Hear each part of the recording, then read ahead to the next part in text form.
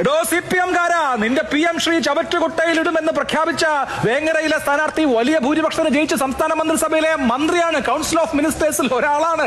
നിങ്ങൾ ആ ഒപ്പിട്ട കടലാസ് കീറിയ അറബിക്കടലിലോ ചവറ്റുകൊട്ടയിലോ ഇനി ബംഗാൾ ഉൾക്കടലിലോ നിക്ഷേപിക്കാനുള്ള തടസ്സം എന്താണ്? നിങ്ങൾ എനിക്ക് വോട്ട് തന്നു ജയിപ്പിച്ചാൽ, ഈ സർക്കാർ അധികാരത്തിൽ വന്നാൽ ഗാന്ധിജിയെ തള്ളിപ്പറയുന്ന, നെഹ്റുവിനെ താഴെ ഇറക്കുന്ന ആ പാഠപുസ്തകങ്ങളിലേക്ക് നെഹ്റു കയറി വരും, ഗാന്ധിജി കയറി വരും. CPM-കാരാ, RSS-ഉം നിങ്ങളും തമ്മിൽ ഡീലുണ്ടാക്കിയ PM ശ്രീ എന്ന പദ്ധതി വലിച്ചു ചവറ്റുകൊട്ടയിലേക്ക് ഞങ്ങൾ എറിയും. അറബിക്കടലിൽ മുസല്ലയിട്ട് നിസ്കരിച്ചാലും RSS-ഉമായിട്ട് ഞങ്ങൾ സന്ധി ചെയ്യില്ല എന്ന് പ്രഖ്യാപിച്ച നേതാവിന്റെ അണികൾ RSS ആരുടെ ഈ NEP-യുടെ അടിയിൽ ആ താമ്രപത്രത്തിൽ ഒപ്പിടാൻ പോവാണെന്ന് പറഞ്ഞാൽ പിന്നെ എന്ത് പൊളിറ്റിക്സ് ആണ് നിങ്ങൾക്ക് മുമ്പോട്ട് വെക്കാനുള്ളത്? UDF അധികാരത്തിലെത്തിയാൽ PM ശ്രീയുടെ കാര്യത്തിൽ എന്ത് നിലപാടെടുക്കും എന്നാണ് അന്ന് പ്രതിപക്ഷ നേതാവായിരുന്ന ഇപ്പോഴത്തെ മുഖ്യമന്ത്രി പറഞ്ഞത് എന്ന് കേൾക്കാം. അല്ല, നമ്മൾ ആലോചിക്കും, നമ്മൾ ഇതിന്റെ എതിർപ്പ് അറിയിക്കും, ഈ പരിപാടി നടപ്പാക്കില്ലെന്ന് അറിയിക്കും, ഉറപ്പായിട്ടും. അത് കോൺഗ്രസ് സ്റ്റാൻഡാണ്, ഞങ്ങൾക്കത് ചെയ്യാൻ പറ്റില്ല. ശ്രീ ജിൻഡോ, അത് കോൺഗ്രസിന്റെ സ്റ്റാൻഡാണ്, ഞങ്ങൾക്കതേ ചെയ്യാൻ പറ്റൂ.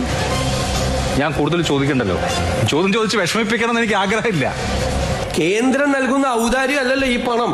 നമ്മൾ ഈ പണം നമുക്ക് വേണ്ടേ? ഫണ്ട് വേണം എന്നുള്ളത് കൊണ്ടാണ് ഈ പദ്ധതിയിൽ ഒപ്പിട്ടത് എന്നിപ്പോ പറയുന്ന മുഖ്യമന്ത്രി അന്ന് അതേ വാദം പറഞ്ഞ വി ശിവൻകുട്ടിക്ക് കൊടുത്ത മറുപടി കൂടി നമുക്കൊന്ന് കേൾക്കാം. മുഖ്യമന്ത്രിയും ധനകാര്യമന്ത്രിയും പറയുന്നത് കേരളത്തിൽ ഒരു സാമ്പത്തിക പ്രതിസന്ധിയിലാണ്. വിദ്യാഭ്യാസ മന്ത്രിക്ക് മാത്രം എങ്ങനെയാണ് സാമ്പത്തിക പ്രതിസന്ധി ഉണ്ടാകുന്നത്? കിഫ്ബി മുഖേന മുഴുവൻ വിദ്യാഭ്യാസ സ്ഥാപനങ്ങളും അന്തർദേശീയ നിലവാരത്തിൽ എത്തിയെന്ന് പറയും. അന്തർദേശീയ നിലവാരത്തിൽ എത്തിയെങ്കിൽ പിന്നെ എന്തിനാണ് ഇങ്ങനെ ഈ സറണ്ടർ ചെയ്തിട്ടുള്ള ഈ പണം എന്തിനു വേണ്ടിയിട്ടാണ്? ശരി, അപ്പോ വളരെ വ്യക്തമാണല്ലോ. ഇപ്പൊ പറയുന്നു ഫണ്ട് വേണം, പണം വേണ്ടേ എന്ന് അദ്ദേഹം ചോദിക്കുന്നു.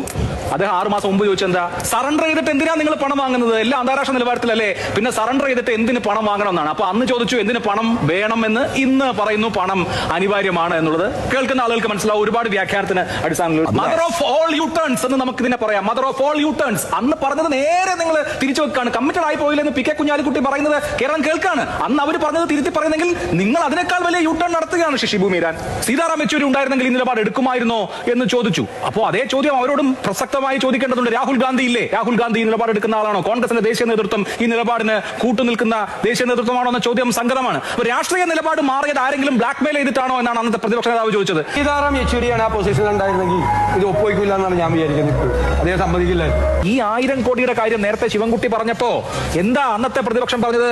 അങ്ങനെ സറണ്ടർ ചെയ്തിട്ടുള്ള പണം നമുക്ക് വേണ്ടെന്നാണ്. VD സതീശന്റെ ബൈറ്റ് ഞാൻ നേരത്തെ കേൾപ്പിച്ചിട്ടില്ലേ? സറണ്ടർ ചെയ്തിട്ടുള്ള പണം വേണ്ട എന്ന് അന്ന് പറഞ്ഞ ആളുകൾ ഇന്ന് മാറ്റുമ്പോൾ അത് യു ടേൺ അല്ലേ?